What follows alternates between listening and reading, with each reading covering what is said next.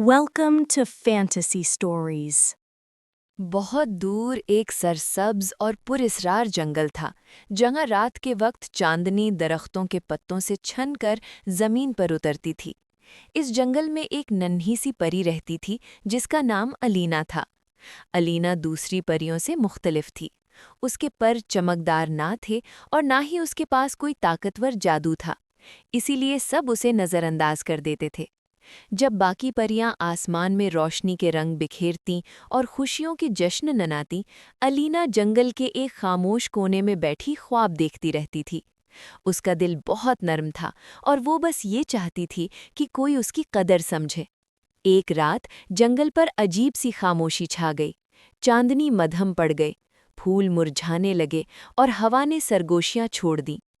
परियों की मलिका ने सबको बताया कि जंगल का दिल कहलाने वाला जादुई पत्थर अपनी रोशनी खो रहा है। अगर इसकी रोशनी मुकम्मल तौर पर बुझ गई तो पूरा जंगल अंधेरों में डूब जाएगा। बहुत सी ताकतवर परियों ने इस पत्थर को बचाने की कोशिश की, मगर वो किसी की बात ना सुन सका।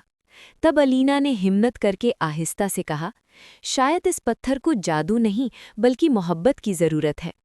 कुछ परियां मुस्कुरा दी, मगर मलिका ने अलीना को आगे बढ़ने की इजाज़त दे दी। अलीना अकेली उस जादुई पत्थर के करीब गई।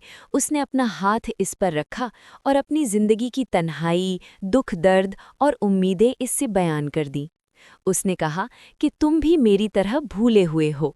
अचानक इस पत्थर में हल्की सी रोशनी जागी, जो आहिस्ता आहिस्ता तेज होती चली गई। पूरा जंगल फिर से रोशन हो गया। फूल खिल उठे और फिजा खुशबू से भर गई।